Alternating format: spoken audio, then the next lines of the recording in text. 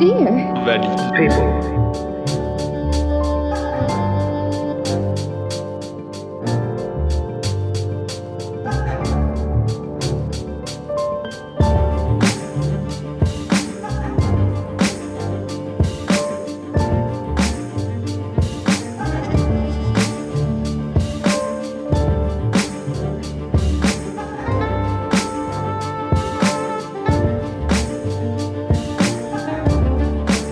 dear Valid people.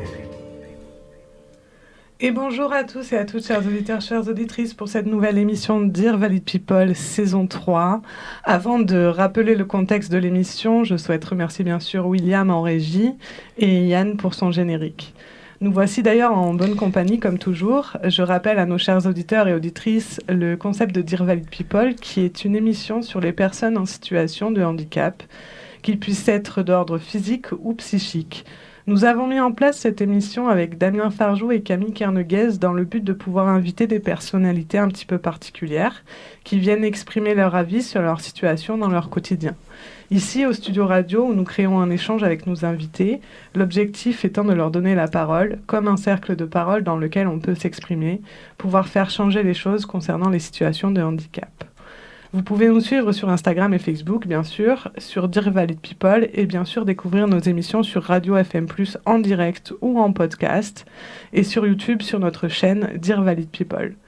Pour la dernière fois, l'émission fut portée par ma collaboratrice Camille Kerneguez avec ses invités, qui étaient Lilia Benchaban et Stéphanie Binon, où elle parlait de handicap et d'humour. Aujourd'hui, nous allons nous concentrer sur les études et le parcours professionnel de nos invités. Et sans plus attendre, nous allons les accueillir. Donc je dis bonjour à Yann Kerjouan. Bonjour. Bonjour, bonjour. Et bonjour Stéphanie Jacques. Bonjour, Enchantée. Camille. Eh bien, merci. On est très content de vous recevoir sur Dear Valid People. Merci d'avoir répondu à cette invitation.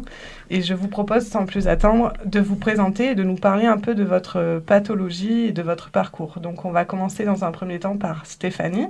Et ensuite, dans un deuxième temps, nous parlerons de Yann. Donc, Stéphanie, est-ce que tu peux te présenter, parler de ta pathologie, de quoi tu es atteinte? Est-ce que tu peux prévoir tes réactions et comportements en fonction de ton état psychique? Est-ce que tu as des crises? Est-ce qu'elles sont prévisibles? Vas-y, explique-nous. Alors, il y a plusieurs niveaux de psychose. Donc, je suis psychotique dépressive. Il y a de nombreuses différences de psychose aussi. J'ai des hallucinations auditives et des hallucinations de voix qui se dirigent contre mon gré pendant ces crises-là. Des formes noires qui arrivent, des hallucinations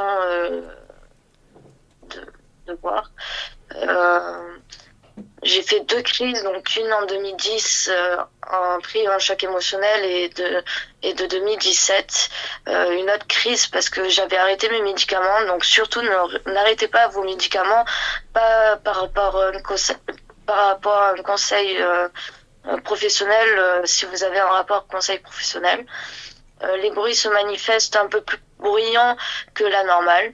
Mes signes d'alerte, je les ai identifiés par rapport à un suivi psychanalyse. Du coup, elles sont prévisibles maintenant. Du coup, je suis atteinte d'une psychose dépressive et je peux prévoir en avance mes crises, et je prends un traitement qui fait que je suis stable maintenant. J'ai des sautes d'humeur qui sont un peu de haut en bas par rapport à la psychose que j'ai, par rapport à la dépression que j'ai eue. Donc du coup, voilà, j'ai beaucoup étudié la psychose en elle-même. Et puis voilà, D'accord. Ok. Du coup, petite question. Tu as dit que tu avais eu une crise en 2010, c'est ça? c'est ça. Donc ça concerne pas tes années collège et lycée alors? Non, c'est surtout dû à un choc émotionnel que j'ai eu d'un proche, de deux deuils proches. Donc du coup, c'est vrai que les années scolaires avant cette période-là, j'ai vraiment bien réussi. J'ai été en CAP, j'étais en troisième et quatrième technologie parce que j'étais à un niveau dyslexique. Donc du coup, j'ai appris à faire comment expliquer. Euh, j'ai j'ai appris à être dans le milieu de travail et milieu scolaire en même temps. Donc c'était vraiment très intéressant. Euh, du coup, c'est très intéressant pour les personnes qui sont comme moi, qui sont en difficulté scolaire, d'être d'être Tu vas y j'ai arriver. perdu un mot. T'as perdu un mot? Ouais. Dû à cet handicap-là, de re, rescolariser une personne qui est en difficulté en dyslexique ou difficulté dyscalculatrice, tout ce qui s'ensuit, quoi. Troisième, quatrième techno apprend vraiment le milieu de travail et j'étais en stage pendant 2 ans. D'accord. Donc ces 2 ans qui sont passés, j'ai appris à travailler avec des animaux justement, à voir le milieu de travail très dur, très froid et très compliqué. Et l'année suivante, j'étais dans les fleurs. C'est vraiment par hasard que je suis tombée dans ce domaine-là, qui m'a révélé un côté créatif, un côté très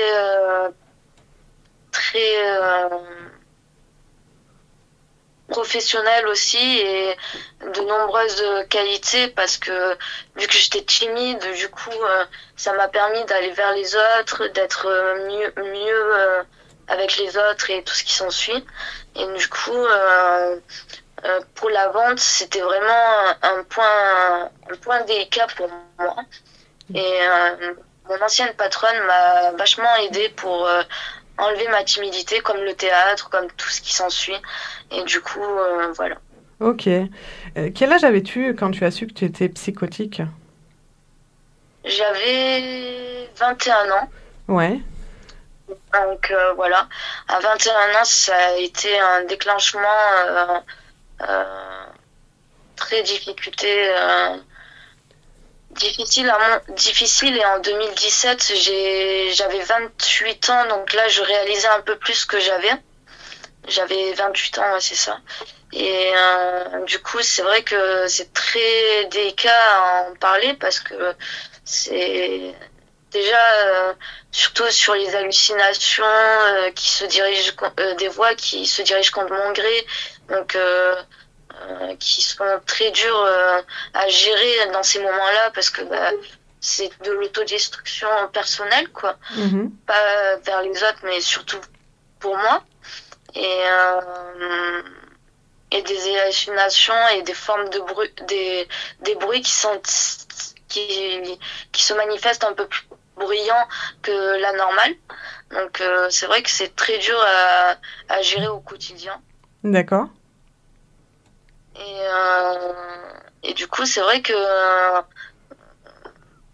comment vous expliquer ça, si on comprend nos signes d'alerte, après c'est juste un régulateur de traitement et d'anxiolytique ou de tout ça.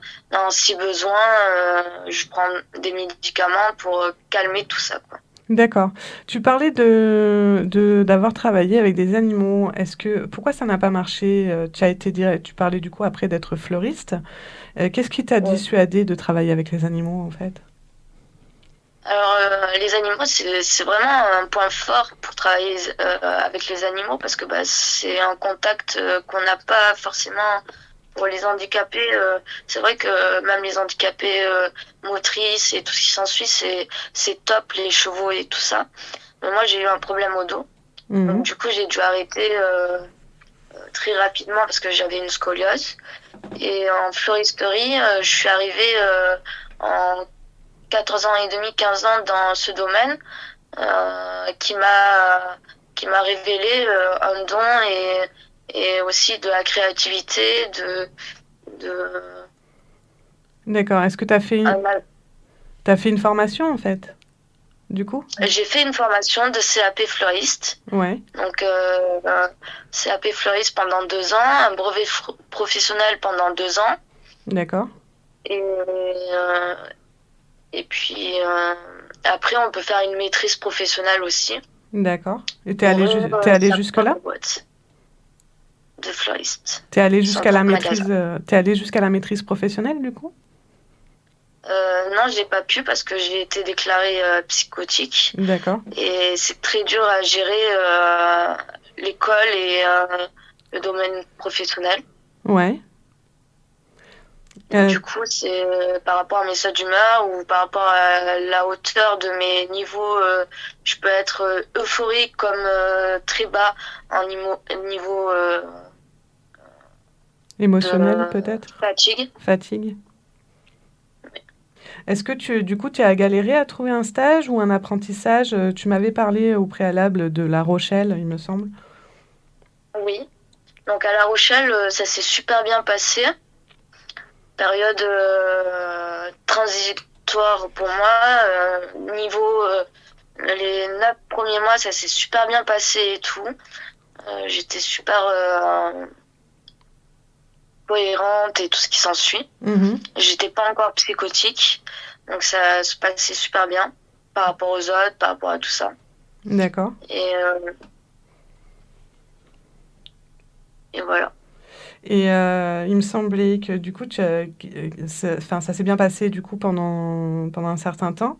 Mais après, tu as eu une petite chute, non? Ou tu as été un peu en dépression ou C'est ça, j'étais un peu en dépression parce que le sud me manquait, ma famille me manquait.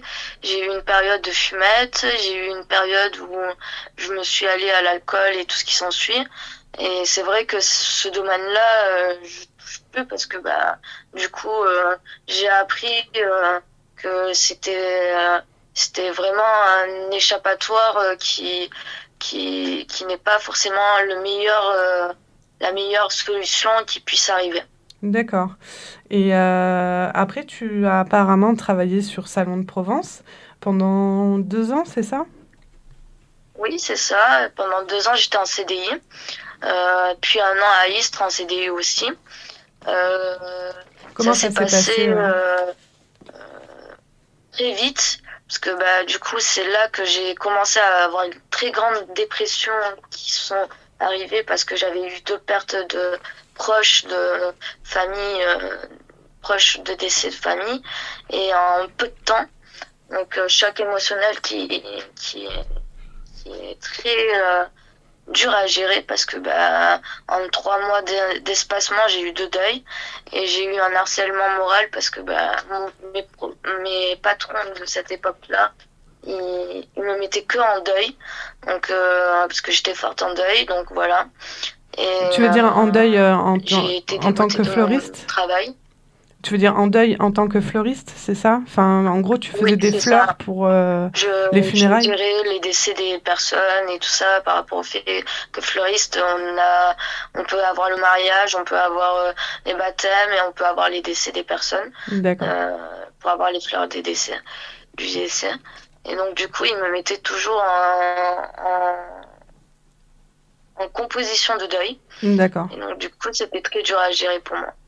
Et comment ça s'est passé du coup? Est-ce que sur cette dépression, comment ça s'est terminé? Qu'est-ce que tu peux nous Ça en s'est dire? terminé.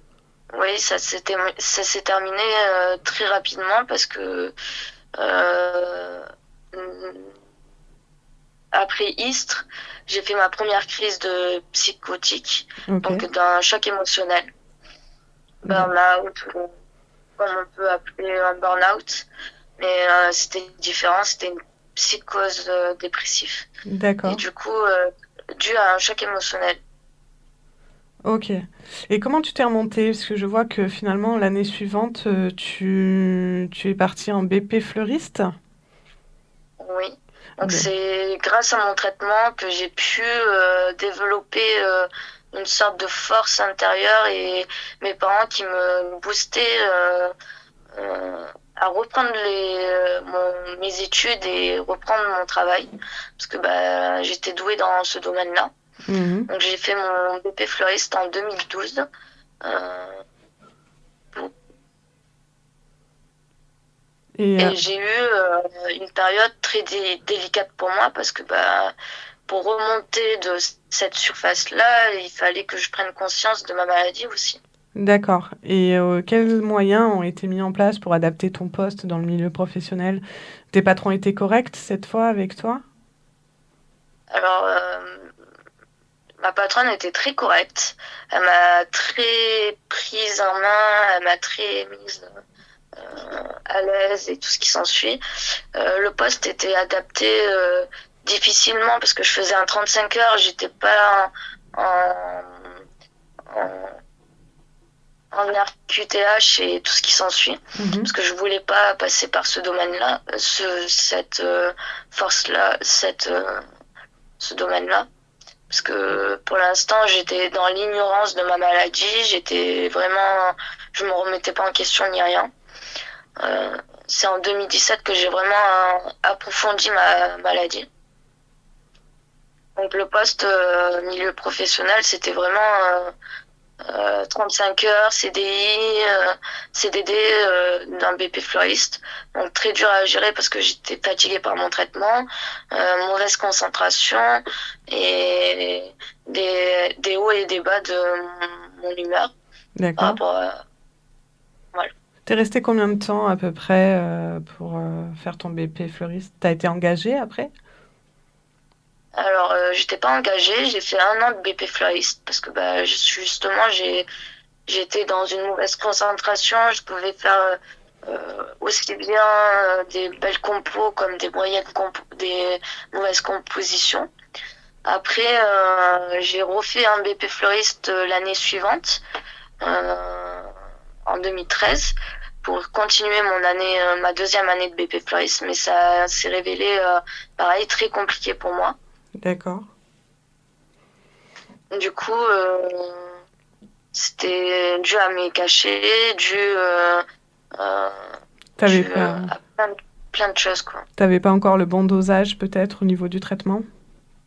C'est ça, j'avais pas le bon dosage et puis j'étais dans l'ignorance, comme je te disais auparavant, j'étais dans l'ignorance complète de ma maladie Mhm. parce que Ok. j'avais pas étudié approfondi tout ce que j'ai pu dévoiler en première partie, quoi, de ma psychose, quoi, dépressive. D'accord. Et est-ce que tu peux nous en dire un petit peu plus sur les relations que tu as eues avec ta patronne en BP? Alors, j'ai eu une très bonne relation en BPM sur les 2 années. Elles ont compris un peu comment je fonctionnais et tout ce qui s'ensuit. Et puis voilà, ça s'est super bien passé. Après, en 2017, elle m'a repris un CDD de 6 mois pour justement reprendre sa boutique parce que elle était malade et son employé était malade. Donc je gérais une boutique pendant 6 mois pour 2 personnes. J'étais qu'une personne. Je prenais tous les mariages, tout ça. Parce que j'étais une bonne vendeuse, j'étais passionnée par mon métier, et puis voilà. D'accord, donc tu prenais toutes les commandes. Ok. Ouais. Eh bien, écoute, on va continuer de parler de ton parcours professionnel, bien sûr, juste après une petite interlude, chers auditeurs, chères auditrices.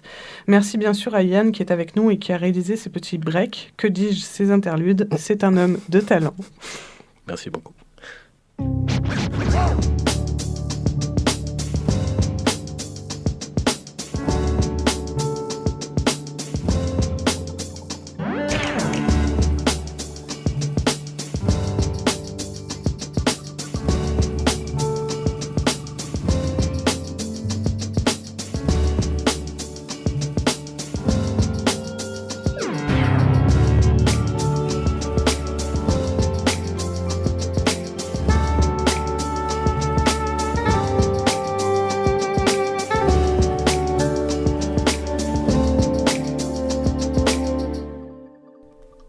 Et rebonjour à tous pour cette deuxième partie d'émission sur le parcours professionnel de mes invités en situation de handicap.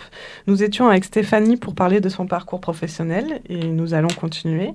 Donc, nous en étions à mai 2017 où Stéphanie apprend du coup qu'elle est psychotique. Est-ce bien ça? Oui, c'est plus octobre 2017 que j'ai pris conscience que j'étais psychotique, oui. D'accord, donc cette fois, qu'est-ce qui s'est passé? C'est une crise que tu as faite en étant en BP, en CDD sur ton poste de travail? Oui, c'est exactement ça. Ça s'est passé dans mon milieu professionnel. J'ai été trop demandée, j'étais trop à faire de pression, de tout ça. Donc du coup, j'ai été identifiée psychotique dépressive à cette époque-là, parce que justement j'ai trop comment expliquer? Il y avait trop de pression dans le travail, trop de... Voilà, trop de pression dans le travail, trop de demandes de ma part. Et puis j'avais arrêté mon traitement aussi en 2016. Du coup, je pensais que la dépression pouvait se soigner par le travail, par le sport, par tout ça. Oui, tu n'avais Donc, vraiment pas conscience de ta maladie en comment? fait. Tu n'avais vraiment pas conscience de ta maladie en fait. C'est ça. D'accord. Et du coup, comment ça s'est passé pour ton travail? Est-ce que tu as pu continuer malgré la psychose ou est-ce que tu... Comment ça s'est passé? Alors, du coup, j'ai dû arrêter mon travail parce que j'étais vraiment lessivée, ou je sais pas comment expliquer ça, mais j'étais vraiment au plus bas de ma forme. Je suis passée en DPH, donc ça veut dire travailleur handicapé, en AH, en RQTH, tout ce qui s'ensuit. D'accord, donc je précise que l'AH, c'est une allocation adulte handicapé. Donc du coup, là, tu as pu avoir des aides financières qui t'ont aidé quand même? Oui, Ok. ça m'a aidé, ça m'a beaucoup aidé. Parce que du coup, j'étais reconnue comme travailleur handicapé, comme handicapé, catégorie 2. D'accord. Donc ça veut dire que catégorie 2, on peut travailler 17 heures par semaine ou 15 heures par semaine, ça dépend des personnes, en thérapie, je sais plus comment on dit, en thérapie. Et on touche la hache et la pension de l'invalidité que j'avais travaillé auparavant pendant 10 ans. D'accord. Donc voilà. Et du coup, est-ce que tu peux nous dire un petit peu comment ça se passe avec ton entourage proche, principalement? Alors mon entourage proche, c'est très compliqué pour eux parce que c'est dans l'incompréhension totale. Parce que c'est très dur à réaliser que soit votre petite amie ou votre fille ou tout ce qui s'ensuit est psychotique, dépressif, parce que justement ça fait peur, parce que c'est une sorte de schizophrénie, mais c'est différent que la schizophrénie. Et puis voilà, c'est très dur à gérer pour le quotidien, parce que je peux être aussi joyeuse que mélancolique, que joyeuse et tout ce qui s'ensuit, quoi. D'accord, ok. Donc, tu as eu besoin éventuellement de te mettre au vert, peut-être déménager, aller à la campagne. Comment ça s'est passé? Exactement, je suis partie en 2020, 21 en Ardèche pour me mettre au vert, pour me reconcentrer sur la nature, sur tout ce qui est terre à terre, donc potager, tout ce qui s'ensuit, pour vraiment me concentrer sur ma construction personnelle et pour apprendre un peu mieux et beaucoup mieux même ma pathologie. j'ai évolué, j'ai appris qu'il faut pas arrêter les médicaments, comme je vous disais euh, auparavant, brutalement. Il faut qu'il y ait un avis professionnel, donc un psychiatre ou un médecin généraliste pour réduire la dose et pour pas rechuter justement dans tout ce qui est maladie psychique. D'accord. Et Oui, dis-moi. oui, J'allais ouvrir sur une autre question, mais si tu n'avais pas terminé, vas-y, je continue. non, non, dites-moi. Tu m'avais parlé d'avoir un rêve, d'ouvrir une entreprise de fleurs, mais est-ce que pour l'instant tu as les épaules pour le faire? Alors, j'ai pas les épaules pour le faire, parce que bah, justement, je suis en pleine reconstruction personnelle et interne. Mhm. J'ai des petits travaux par-ci par-là pour me remettre dans le bain. D'accord. C'est quel genre de Mais travaux que tu fais? je fais de la peinture bâtiment, je fais un peu de tout, je touche un peu à tout pour justement retrouver un équilibre professionnel. D'accord. Mais c'est vrai que j'ai pas les épaules pour parce que justement, vu que je suis diagnostiquée, comme je vous ai dit auparavant, psychose, ça peut être très... Avec la pression d'un magasin, ça peut me jouer des tours. Donc entendre des voix qui se dirigent contre mon gré et qui peut m'autodétruire toute seule en marchant pendant 2 heures ou 3 heures à être desséchée et que les pompiers viennent à ma rescousse ou même les gendarmes qui me font hospitaliser d'urgence. D'accord. Voilà. Donc, en fait, il faudrait un métier pour l'avenir, dans l'idéal, quelque chose qui ne te mette pas de pression, c'est ça? C'est exactement ça. D'accord. Parce que bah, c'est très dur à gérer la pression professionnelle pour moi. Ok. Même d'un patron et tout ce qui s'ensuit. Mais du Je coup, dois apprendre. Oui. qu'est-ce que tu aimerais mettre en place pour pouvoir continuer à évoluer dans le milieu pro? Quelque chose d'un peu plus personnel, d'un peu plus à ton compte, ce genre de choses? J'aimerais être auto-entrepreneuse, Mhm. auto-entrepreneur, pour être fleuriste. Comme ça, je peux gérer justement mon temps libre et mon temps professionnel. Euh, pour avoir moins de pression, pour évoluer différemment de ce qu'on peut demander dans un magasin de fleuriste, qui est pression tous les jours, maquillage et tout ce qui s'ensuit. Donc le marché floral, euh, ça peut être intéressant pour moi pour évoluer différemment. Surtout que j'ai un mi-temps thérapeutique, donc du coup, ça pourra m'aider à évoluer en thérapeutie, parce que fleuriste, mine de rien, on peut être créative, on peut faire plein de choses différentes. Mhm. Et en thérapie, c'est très important de toucher à la nature, pour moi personnellement. Euh, car la nature, c'est ce qui est fait que la dépression se manifeste moins. Et les fleurs, euh, ça égaye la vie. D'accord, ok. Petite question en aparté comme ça, est-ce que par hasard tu as une tutelle sur laquelle t'appuyer pour avancer, pour demander conseil?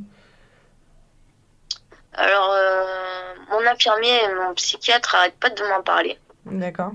Euh, je, je suis en pleine réflexion pour ceci. Je connais des personnes qui sont sous tutelle et tout ce qui s'ensuit. Mais moi, personnellement, je suis pas sous tutelle. Je préfère m'auto-gérer parce que je sais gérer les papiers, les documents officiels et tout ce qui s'ensuit. D'accord, ok. Mais c'est vrai que tutelle, si vous êtes dans une psychose ou dans la schizophrénie aiguë, ça peut être plus intéressant pour eux. D'accord. Est-ce que tu as par hasard connaissance de tes droits dans le milieu professionnel? Alors j'ai eu conscience de mes, j'ai perdu la question. Les droits dans le J'ai- milieu professionnel. Est-ce que... Ah oui, j'ai eu, j'ai pris conscience de mes droits professionnels, mais c'est vrai que en ce moment, je me concentre plus à me construire intérieurement par rapport au décès, par rapport à tout ça. D'accord, ouais. Et je me sens pas prête Il y a des choses de à retrouver. régler, ouais. Est-ce que par hasard, tu aurais des anecdotes à raconter concernant le milieu professionnel, qui se soit bien ou mal passé, peu importe? Alors j'ai eu une anecdote professionnelle, c'est que une fois, c'est un client qui arrive et j'ai insulté tous les noms parce que j'étais en pleine crise. Et c'est très dur à gérer à ce moment-là parce que on est inconscient de ce qui se passe. On prend de la lucidité à un moment donné. Et, D'accord. et après, on repart dans la délirance. C'est-à-dire qu'on est hors réalité, qu'on est complètement, voilà. D'accord. J'ai pas trop d'anecdotes, mais c'est vrai que cette anecdote-là, c'est très dur à gérer parce que c'est très. Et j'ai beaucoup eu de refus aussi de travail depuis que je suis handicapée, Mhm. la situation de handicap. C'est-à-dire Parce que que tu as très peu de possibilités de... Enfin, on t'offre pas on te laisse pas ta chance, en fait, c'est ça que je comprends? c'est ça, on me laisse pas la chance de pouvoir travailler en mi-temps thérapeutique. D'accord, ok. Surtout en floristerie, parce qu'en floristerie, dans les fleurs, et c'est beaucoup demandé de 35 heures, de 20 heures et tout ce qui s'ensuit. Mhm, mhm. Mais c'est beaucoup d'heures pendant les fêtes de fin d'année, comme Noël, Et oui, comme la Saint-Valentin et tout. On peut passer 10 heures ou 20 heures, 30 heures en une semaine, voire même 50 heures ou 80 heures par semaine. Donc d'accord. c'est très dur à gérer, quoi. Est-ce que tu préfères être dans un milieu professionnel socialement riche, c'est-à-dire être entouré, ou plutôt dans un milieu ouvert et un peu plus en solitaire? Plus solitaire, Ouais, ouvert, solitaire, comme fleuriste, parce que souvent je me retrouvais seule. d'accord. Euh, je m'autogère toute seule, donc j'ai pas une pression de patron derrière moi. Mhm. Même en ménage, j'étais parce que j'ai fait du ménage aussi. Euh, Là, j'étais vraiment très forte parce que on s'autogère tout seul et tout ce qui s'ensuit, j'ai pas une pression de folie, c'est moi toute seule qui je me mets la pression. D'accord. Voilà. Dans un moment utopique, quels seraient tes horaires? Est-ce que tu aurais des horaires aménagés dans l'idéal que tu aimerais avoir? Si tu devais construire ta Euh, propre entreprise, justement, quel genre d'horaire tu t'imposerais? je m'imposerai des heures régulières déjà Mhm. euh, pour, euh, pour avoir un équilibre professionnel et personnel aussi. Puis, ça serait dans les 30 heures à peu près. Ouais, tu Donc, penserais pouvoir assumer 30 heures voilà, oui. Ok, d'accord. Que penses-tu de la sensibilisation auprès des personnes valides envers les personnes en situation de handicap dans le monde professionnel? Est-ce que tu aurais un petit message à faire passer? Qu'est-ce que tu aimerais dire aux personnes qui sont valides, justement? Quelles sont tes demandes et tes attentes? Alors, surtout, ne jugez pas les personnes quand ils vous ouvrent. Ne jugez pas les personnes d'handicap ou psychique surtout, parce que on peut être très professionnel et très pro euh, et ne pas juger directement la personne qui vous dévoile sa maladie pour justement vous mettre en confiance et pour vous faire comprendre que cette, cette pathologie n'est pas forcément c'est un handicap, mais ça peut être une force aussi. Et le message que je pourrais passer aux personnes valides, c'est surtout ne pas juger et de laisser une chance aux personnes psychiques ou autres différences d'handicap, laisser une chance de prouver qu'on peut être capable d'être professionnel et d'être tout ce qui peut être pour une personne valide, quoi. D'accord, ok. Écoute Stéphanie, je te remercie. On va passer à Yann pour la suite des questions. Donc rebonjour Yann. Rebonjour. Bonjour Yann. Bonjour. Alors, du coup, pour Yann, donc explique-nous un petit peu la nature de ton handicap, quelle est ta pathologie, comment est-ce que ça fonctionne et bien sûr de quelle façon ça se déclenche. As-tu un traitement toi aussi et contre quoi agissent-ils? Oula, il y a beaucoup de Il y a questions. beaucoup de questions, oui. Alors, la pathologie qu'on m'a détectée, en fait, c'est un mix entre, je dirais, l'agoraphobie et la phobie sociale. Et ça s'appelle l'oclophobie. C'est la phobie des lieux publics et des grands endroits où il y a du monde, en fait, la foule. D'accord. Et voilà, c'est un peu apparenté à l'agoraphobie, mais l'agoraphobie, c'est plus la peur des grands espaces, qu'il y ait de la foule ou pas. Voilà, ça s'en rapproche un peu. Donc, ce qu'on m'a détecté, en fait, les mots du psy, c'était une névrose phobique. Voilà, phobie sociale. D'accord. Apparemment, ça te crée aussi des maux de tête, je crois. Comment ça se déclare? Comment ça se déclenche? Alors, c'était plutôt pas des maux de tête, mais voilà, la tête qui tourne plutôt. Au plus fort des crises, c'était des crises de panique, d'angoisse, des bouffées de chaleur aussi, plus de transpiration, ce qui était problématique en été, ce qui était infernal, quoi. Et voilà, et des malaises au bout. D'accord. Et comment cette pathologie est apparue? Vers quel âge à peu près?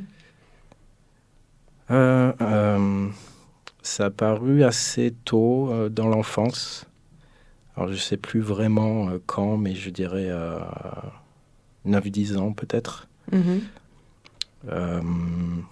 Je me souviens quand je faisais les courses en fait avec mes parents. Donc, voilà, il y avait du monde dans le magasin et je commençais à avoir la tête qui tournait. Et je ne savais pas du tout ce qui m'arrivait. Ni mes parents non plus, d'ailleurs. Donc, voilà. Et comment ça se passait à l'école à ce moment-là?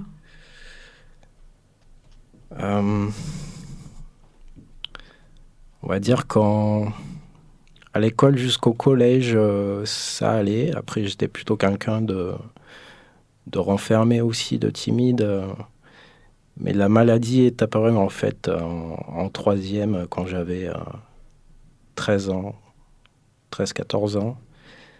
Et là, j'ai commencé à m'isoler des autres, à plus vouloir aller en classe, à pas faire des choses qui étaient nouvelles pour moi parce que ça amenait de la peur et du stress. Et bien sûr, je comprenais pas ce qui m'arrivait, donc voilà, je m'isolais et je déprimais. D'accord, ok. Nous allons faire juste une petite deuxième interlude. Donc toujours petit break réalisé par Yann. On écoute.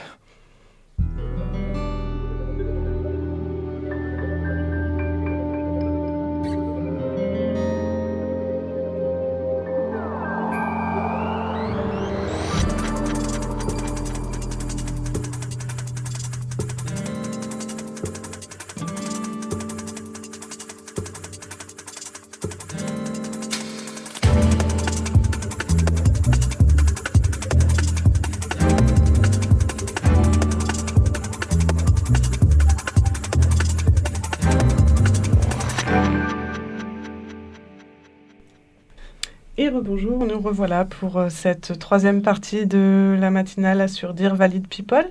Et je suis toujours avec Yann Kerjouan. Oui. Et nous en étions à sa scolarité, justement, à quel moment sa pathologie s'est déclarée. Et donc, nous savons maintenant que c'est à partir de la troisième, effectivement, que la maladie s'est déclarée. Et du coup, comment ça se passait? Quelle orientation as-tu eue par la suite? Ensuite, mes parents ont été mutés ici professionnellement. Du coup, je suis arrivé au lycée sur Montpellier. Et là, c'était plus possible du tout d'aller en cours. Je passais mon temps à sécher les cours, à traîner dehors, parce que la panique était trop forte et trop pesante. Je sais qu'au bout d'un moment, on a eu des discussions avec le directeur du lycée pour savoir ce qui se passait. Il m'a orienté vers une infirmière du lycée qui, elle, a conseillé à mes parents d'aller voir en psy. D'accord. Pour essayer de cadrer tout ça, de mettre des mots sur ma souffrance. Et comment ça s'est passé avec les psys, justement? Au départ, c'était compliqué. C'était compliqué. Il y a des choses que je me rappelle pas spécialement, mais j'ai passé beaucoup de temps en psy, en hospitalisation complète. Donc j'étais tout le temps là-bas avec une chambre. C'était une unité de jeunes adultes. Mhm.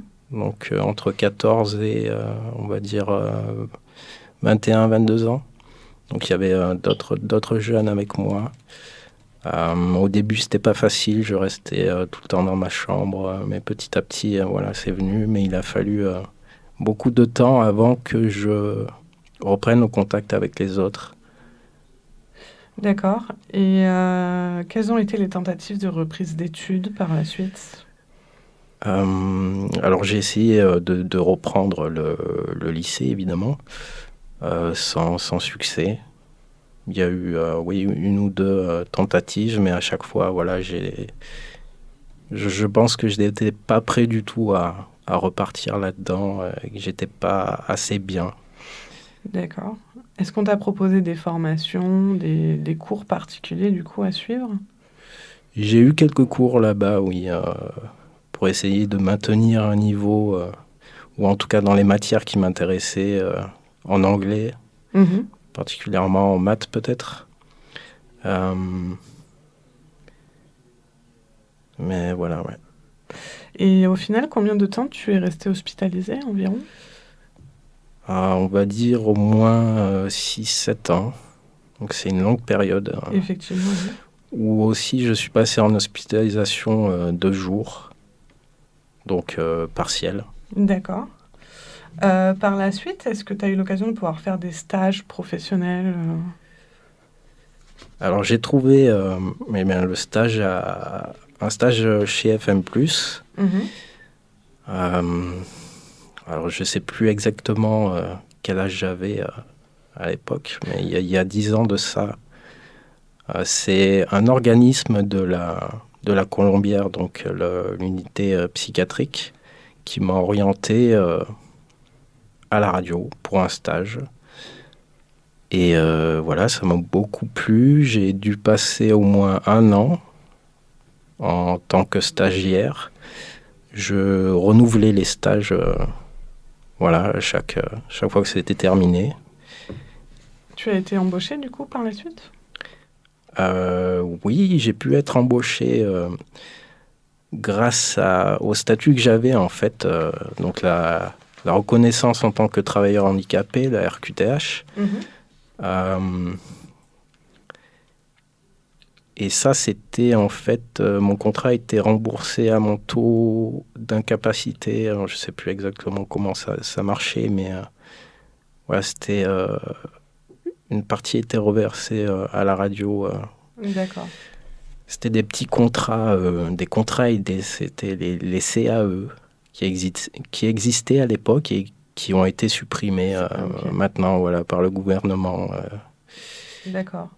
Alors aujourd'hui, du coup, qu'est-ce que tu fais alors? Eh bien, je suis à la radio. Je suis de retour à la radio depuis 2 ans maintenant, déjà. Il y a eu une grande période entre 10 ans et... Oui, il y a une grosse période d'isolement en fait et de déprime. Tu veux nous en dire un petit peu plus, peut-être?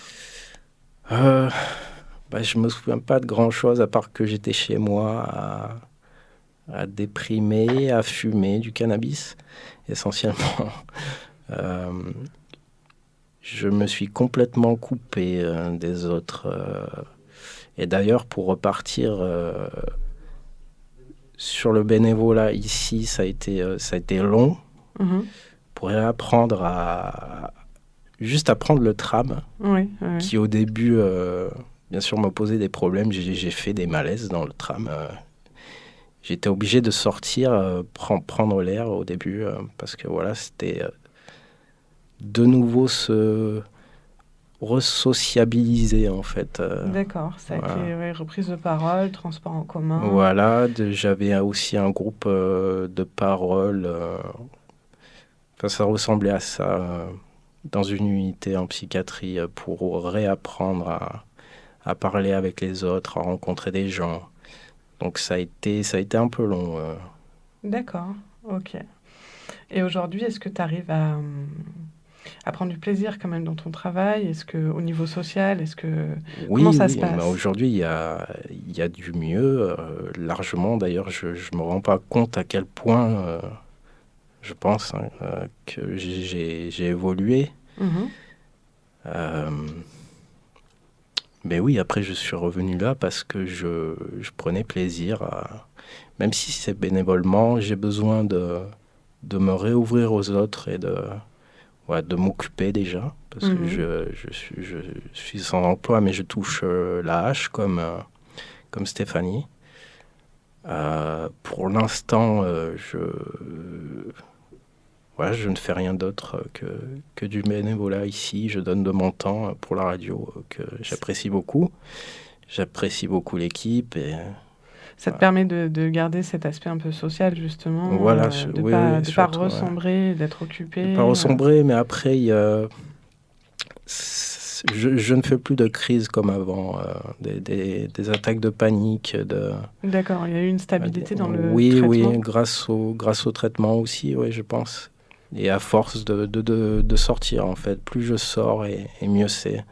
Même si ça provoque toujours du stress, voilà, des fois, il faut forcer un peu les choses. D'accord, ok. Donc, je suppose que tu n'as pas besoin vu que ta vie sociale est en cours d'acquisition, à l'heure actuelle, tu n'as pas besoin d'une tutelle au quotidien pour Non, te et gérer. j'en ai jamais eu non plus. Je savais me gérer D'accord, ça t'a jamais posé de problème. Non, sans souci, quoi.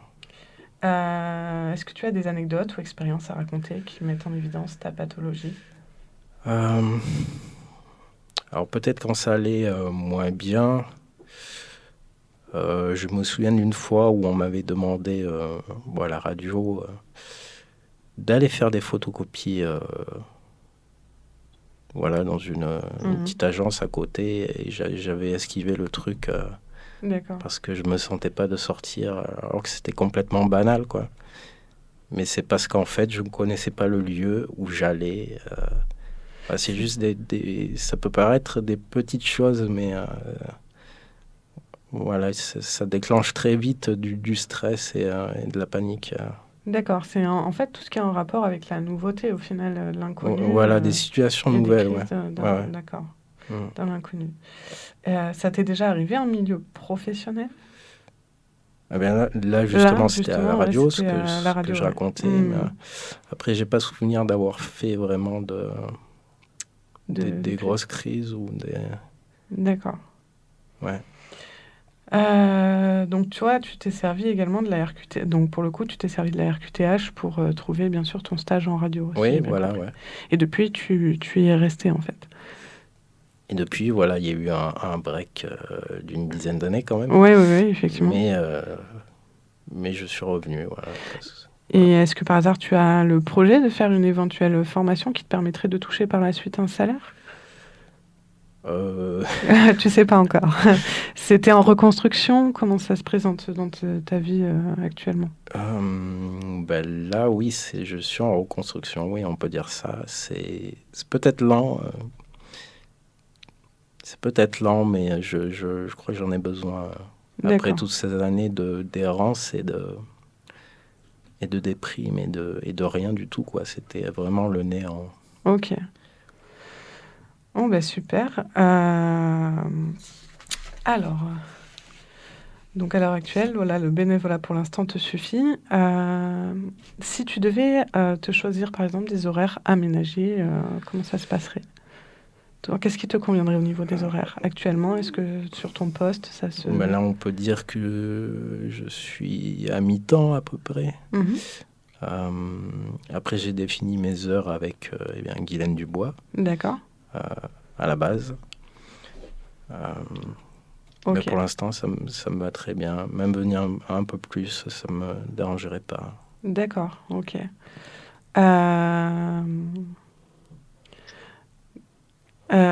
Du coup, que doit s'attendre ton entourage professionnel? Si tu as des angoisses, des réactions, comment est-ce que tu les canalises en général? Est-ce que les autres sont au courant ou est-ce que c'est quelque chose que tu as préféré garder pour toi? Généralement, pardon, je garde pour moi, oui. J'ai pas Ouais. tendance D'accord, à le dire, sauf si je vois que je peux m'entendre bien avec la personne. d'accord, c'est une question de Je peux en parler. confiance en fait. Ouais, Mm. confiance. Mais comme là, je ne fais plus de crise, je pense pas que quelqu'un ait besoin de me gérer. D'accord, Mais après, si voilà, j'ai des petits soucis, généralement, je m'isole, je souffle un bon coup. ok. Voilà, pour... Ben, merci beaucoup Yann et Stéphanie. Nous réalisons donc qu'il est encore plus que nécessaire de sensibiliser, de communiquer et d'échanger pour faire évoluer et proposer des postes adaptés pour chaque pathologie qui nécessite des besoins et des attentes différentes. Qu'aujourd'hui nous devrions plus nous tourner sur l'insertion sociale et plutôt la reconnaissance sociale auprès des entreprises envers des personnes en situation de handicap. Donc je remercie vivement Stéphanie Jacques et Yann Kerjouan pour leur participation à notre émission Dear Valid People. C'est bien sûr la fin de cette émission. Je remercie William en régie et je pense fortement à Damien Farjou et Camille Kerneguez, mes deux acolytes pour cette émission. On se retrouve le mois prochain. Bonne journée à tous et merci de votre écoute. Au revoir. Au revoir. Au revoir. Dear. People.